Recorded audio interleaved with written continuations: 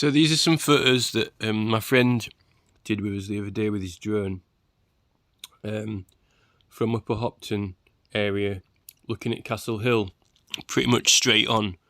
And I wanted to get I really want to get it filmed, like the entire approach from there, because that's like this is like the really decent view where it's kind of symmetrical and it looks like like an even mound, whereas from the side view it looks like a long barrow, but from this view you've got the Pennines directly behind it in the background, and then it's like symmetrical and you fly straight at it, but it's 3.5 miles over there, and it's difficult to fly a drone that far in one trip. It can be done, but apparently there's regulations and that, so you've either got to split it into so many trips or you'd have to have quite a few people watching it, and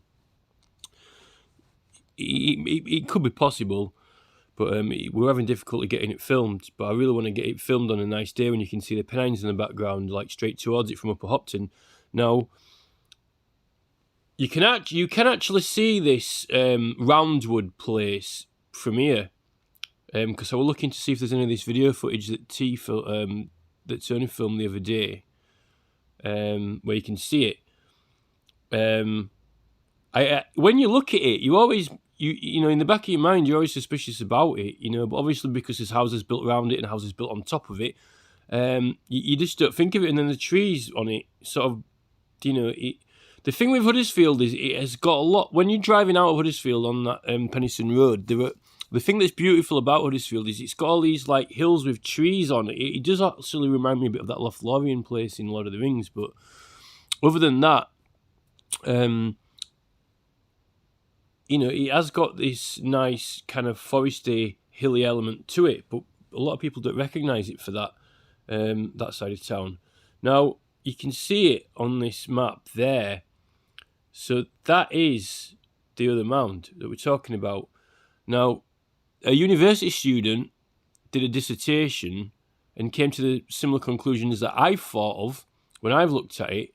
And someone on Facebook in one of the groups, whether it was the Ancient Stones group or whether it was a Megalithic Research group, or the Ancient Ridgeways of Britain group, one of the groups, they've said that they have seen a website with an old map on it, and it did say it was marked as Warrior's Tomb or something. Now, people who have got memories from the area, actually, some people have said there was a pig farm on there. Other people have said that it was a cornfield, right? And they even remember playing on there. So the houses haven't been on there for that long. Now, no one knows who planted trees on there. Now, it was part of the Beaumont estate, right? And we know that, Beaumont's got something to do with that Irish Ramp Tower folly reconstruction at Grange Moor, right? And they built it up there, out of the way, and it says rebuilt. Now, this would have been owned by Beaumont. It's on the Beaumont area. I think that he planted trees on it to protect it.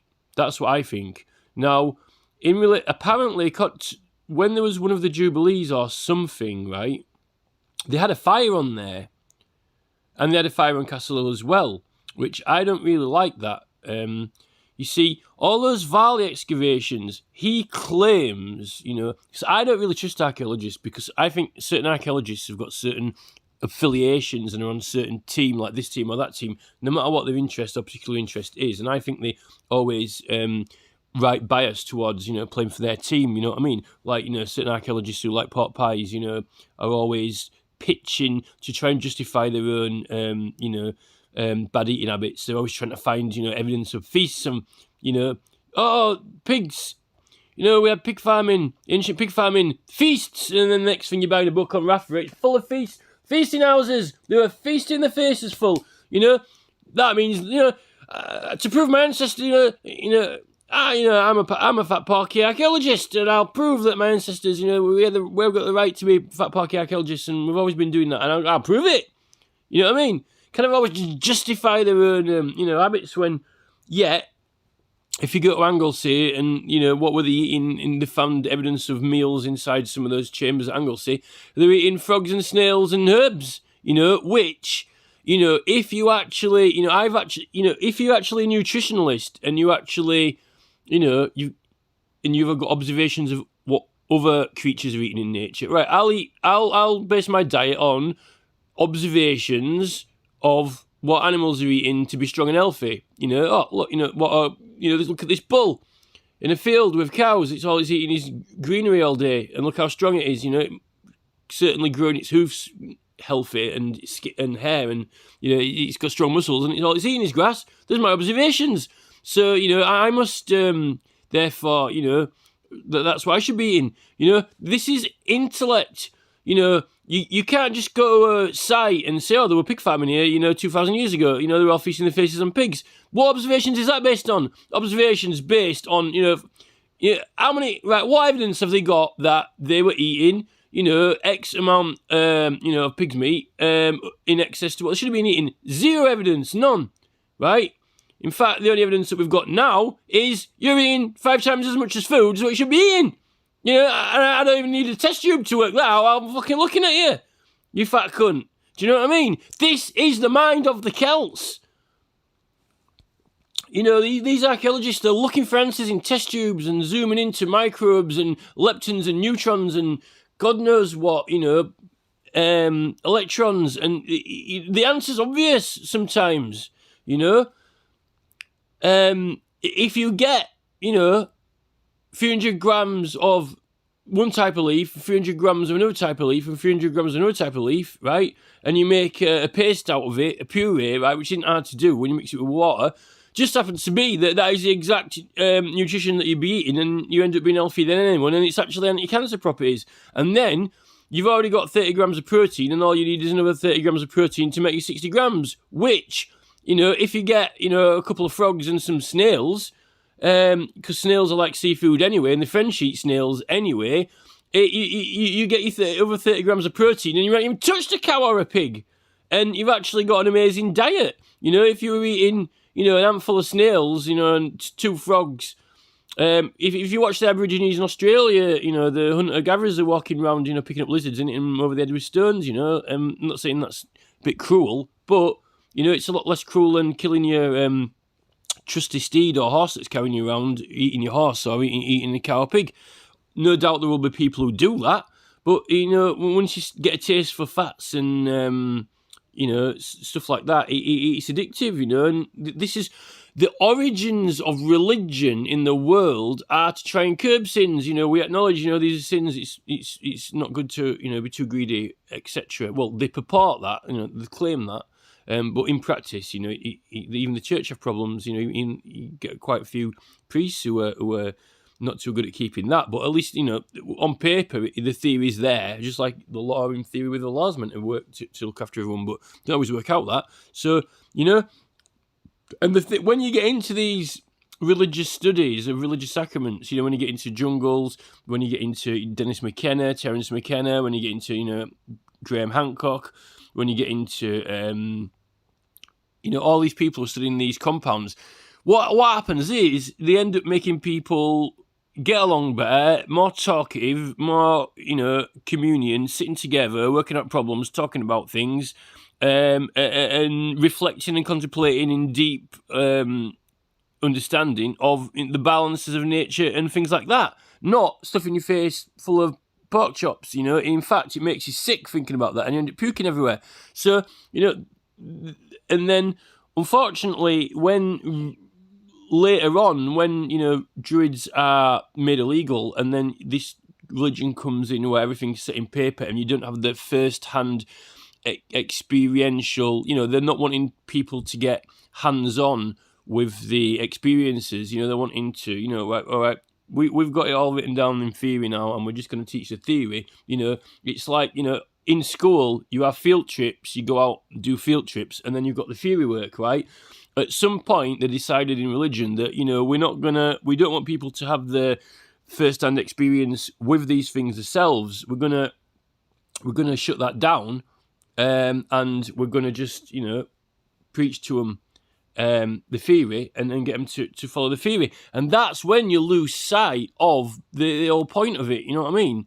And there's a lot of power in that, particularly when you've got like rave movements and stuff like that, and you've got all these, all the MDMA research when people have been more friendly and open and talkative and all this type of thing, you know, and a lot of the Terence McKenna and Dennis McKenna research proves that those are the similar type of states that people used to get into when they were having all these religious sacraments, sitting around possibly in chambers and talking about problems and coming to, you know, agreements and decisions and reflections and all this, not unlike what the Indians used to do when they went over to America and they were smoking tobacco, you know, and sitting around in the tents. So, you know, instead what we end up having a congregation and one priest who's, you know, reading it off a book and telling you it, and you just take his word for it, you know, rather than actual, you got these, you know, North American Indians sat in a tent, actually they're using, you know,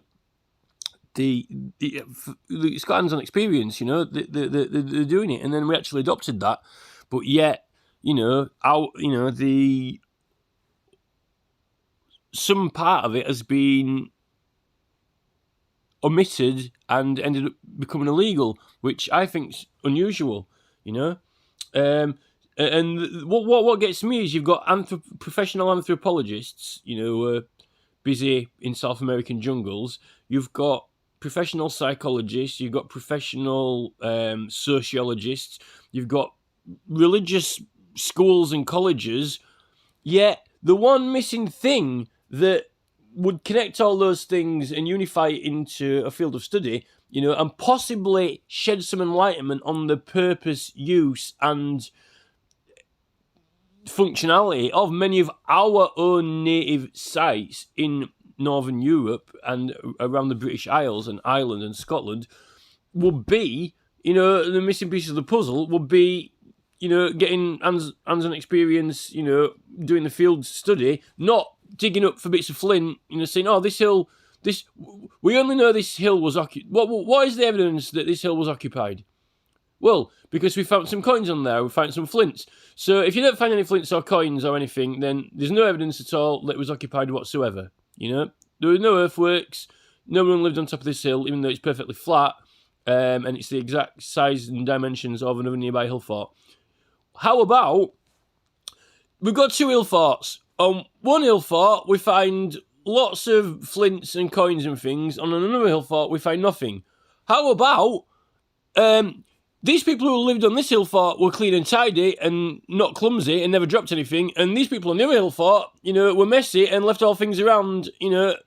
Group A never dropped a thing, you know, absolute dexterity and meticulous, you know, cleaning skills, and, you know, Site B were clumsy, messy and untidy and left loads of things around. How about that for evidence? You know, oh, that's not possible, isn't it? Well, maybe they just didn't leave a mess. You know, well, there was no evidence this hill was inhabited. Well, maybe they didn't leave any evidence. You know, maybe they were clean and tidy, you know, or maybe someone moved it. And actually, now I'm thinking, Varley claims that this hill fort suffered burning, right? At some point, 150 BC or whatever. And we know actually someone, it's by chance that I found this out, but someone was telling me that whether the date's exact to the exact day, I don't think they can ever get the date exact to the exact date, but generally speaking, there was apparently a French tribe that came up and sailed up the River Humber and attacked, and around, give or take, you know, 50 years or 100 years or whatever, you know, there was this attack from this, you know, French tribe because they found some of the things around there. So they're saying, so maybe that had something to do with it getting burned, you know? Maybe there was a bit of a rebellion within the Celts order, you know, and they came to you know, have a bit of a conflict. And maybe they, and you know, they might have ended up that ill thought if it was to do with that, but we never know. It might have been something to do with a disease. It might have been anthrax breakout. It might have been plague breakout. It could have been any reason why they burnt it. They might have burned it because they were all ill, and they might have thought, oh well, if we burn it, it'll kill all the germs. You don't know. It could have been attacked. It could have been anything.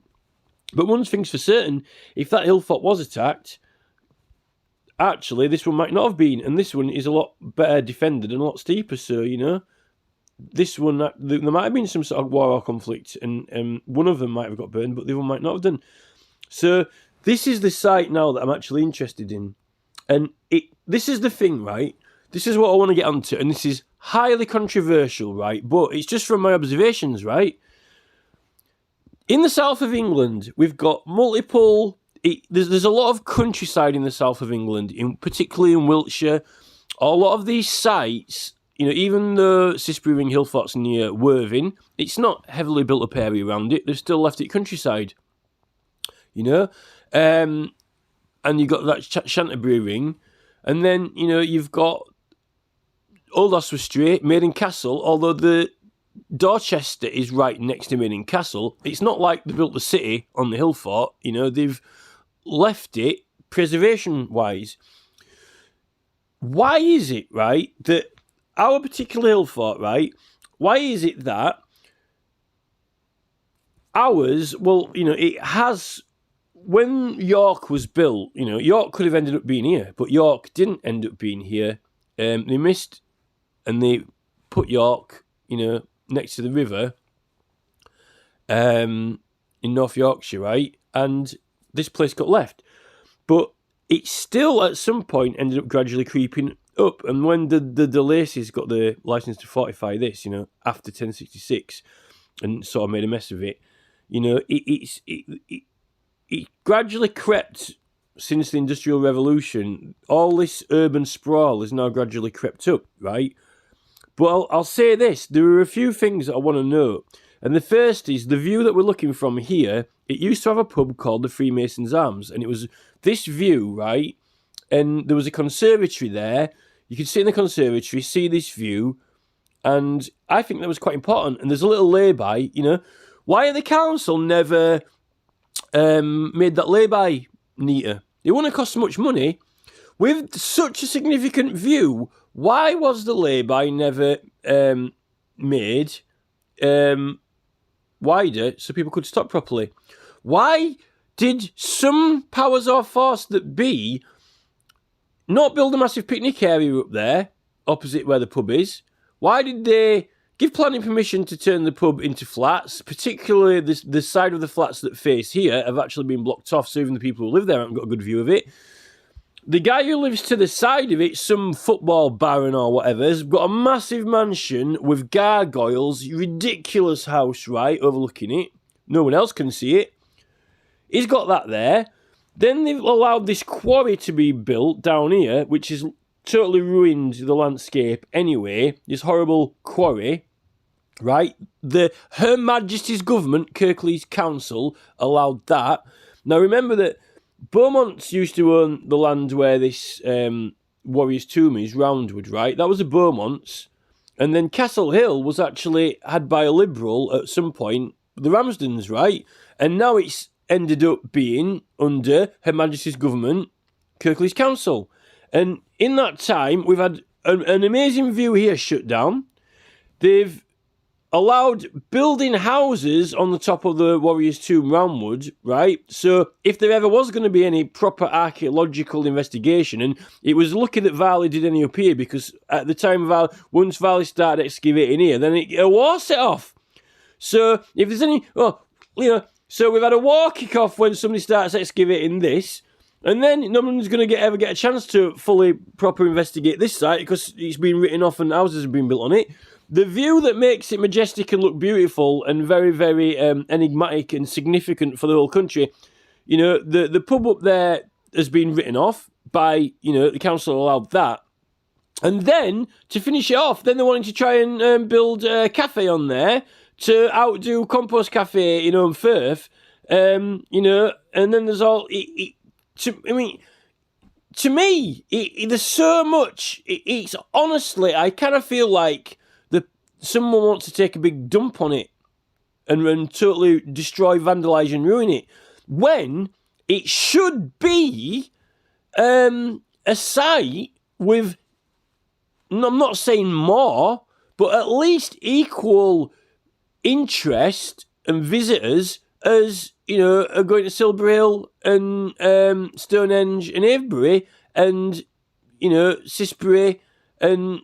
Oswestry and Maiden Castle and the others, but somehow it seems to have this very controversial, whole, stupid Captain Kirk, Jean-Luc Picard thing about it, and this sort of plonking towers on there, building urban sprawl around it, building houses on, blocking views off, In fact, they've built a massive control. Why build a Kingsgate Centre? Why pull the shipping down, build a massive fortress-style, square, horrible-looking Kingsgate Centre retail worship, right? And this stupid Control Tower University spaceship building, right? That's more important than, they're not doing that in Dorchester. They haven't done that in Dorchester. They haven't done it at Worthing. They haven't done it, at Winchcombe. They haven't done it at Oswestry. Why here? Yet, right, all this majestic Kingsgate Centre and massive Huddersfield University spacecraft and the big new sports centre, gleaming white Roman building, yet, right, where is the simple viewpoint to appreciate this view? When there's a beautiful pub has been some idiot, Her Majesty's Government, Kirklees Council, Barry Doylem Shearman, has picked up a bit of paper and with a retarded hand written, oh yeah, well let's close down this pub and put it in flats and block the view off of it and build a massive house with gargoyles on for the football manager. And then we'll put houses on the top of this other site that we do suspect that it might be significant. This site could be quite significant, seeing that it's, 3.5 kilometres away from it and pointing directly at it. And the sides of it, indicate that it might have had some significance to it, being with the Pennine Ridge behind it, right? There is someone in this country, right, who wants to rubbish and write off our history to make a point out of it. And it's clearly obvious. Kingsgate, Jean-Luc Picard, Kirk Eaton, enterprise and business, right? And following back to, Liberty Caps and all that, and when we get into ancient sites in Ireland, let's not forget the war with the IRA that's going on as well, which they seem to have stopped that now, even though Extinction Rebellion are kicking off about other things, right? Why is it that why does it not, what a coincidence somebody turned that pub into a nice viewing point, Why didn't they why wasn't there a cafe here so you can see the view, Why was there a quarry happen, why did they put the quarry, why did they build, instead of building houses on there, why did they build houses, what just happened to be coincidence that they built some houses here, and not a quarry, and everyone can see this view now, someone's trying to write this off, and I don't know who it is or why. I think they have got the intent of vandalising history of England. And I don't know why the National Heritage, haven't worked that out and stepped in. I don't know why the National Trust, right? It's meant to be the National Trust. There is no trust here. There is scandal after scandal after scandal. Planning permission, cheated. Greenbelt laws, cheated. Criminal activity in building and planning. Crime after crime after crime. That's all we get. Crime and deception the whole way. There's something going on with these sites, right? And I don't know why that is. Because, it's just ridiculous. And you'll never, ever have a knowledge and history of the country and the true history if people try to cover it up and write it off and rubbish it. That's the problem.